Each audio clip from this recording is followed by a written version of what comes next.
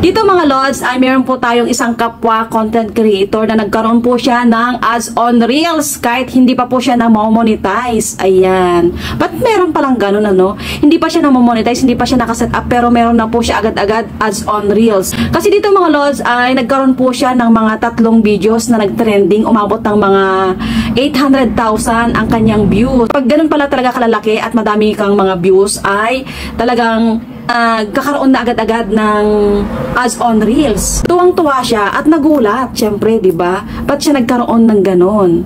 Yes, mga lods, gulat na gulat din. Kinabukasan po ay ni-review ni Meta na ang kanyang mga performance. Kung napapansin niyo, ba't nagkaroon siya agad-agad ng ads on Reels kahit hindi pa siya na-monetize? Kasi ang habol din po ni Facebook ay yung madaming views, kaya naglagay siya, o 'di ba? Earnings agad ang tinignan ni Facebook. 'Di ba? Na sana all.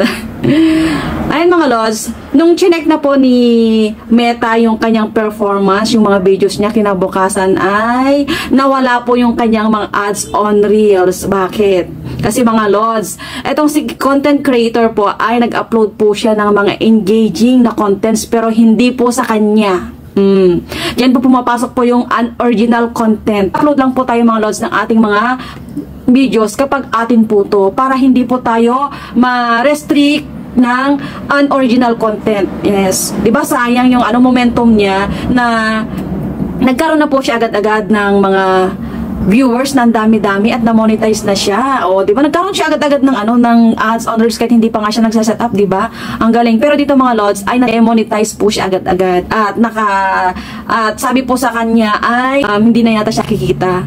Dito kasi mga lods, wag po tayo mag-upload ng mga videos na hindi po sa atin. Kasi nga, mare-restrict po talaga tayo dyan ng unoriginal content. Ayan. Kasi nga po, hindi naman po sa atin yun. Kaya wag po nating i-upload. Sayang yung sayang yung effort po natin, sayang yung pagod po natin, yung pagpupuyat po natin. Oo nga po na monetize, kaso lang demonetize naman po agad-agad. At saka, yun, hindi ko po sure kung tatagal pa yung kanyang restriction po na yun. Dapat mag-upload lang po tayo ng mga original contents, yung mismong atin po, yung mismong video po natin. Ayan, tayo po ang may-ari. Para hindi po masayang po yung ating mga pinagpaguran, yung mga pinagpuyatan po natin na yan. At syempre, yung ating oras. Meron po tayo dito makukuhang lesson. Ayan. Wag po tayo mag-upload ng hindi po sa atin. Be authentic. Ayan. Magsipag po tayo na gumawa ng mga videos po natin na talagang sariling atin para hindi po masayang yung ating mga pinagpaguran. At napapansin ko napakadami pong nag-upload po ng hindi po original content. Ayan. Yun po yung mga kinukuha po nila sa mga TikTok, mga Instagram, mga YouTube. Ayan mga lods. Kapag po in-upload po natin yan, 'di ba? Kinapi po natin yan, tapos in-upload po dito sa ating Facebook ay yan po ay tinatawag na copyright. Ayan. At syempre, kung meron naman po nag-upload din po niyan na kapwa content creator natin dito sa Facebook ay copyright din po yan o copyrighted po siya. Kaya nga po, sa ngayon, siguro kapag nakalusot po yan at nagkasahod kayo, pwede po sa susunod na buwan ay marami po akong napapanood na mga hindi po original content. Yan po yung mga kinukuha po sa iba't ibang mga platform. Yun po ay mga copyrighted. Ayan, yung kinakopy nyo po at ina-upload nyo po dito sa Facebook. Yan mga lord, minsan po ay may mga kumikita dyan hindi po nare-restrict, pero karamihan po ay nare-restrict po siya, lalo na po pag may mga watermarks. Ayan.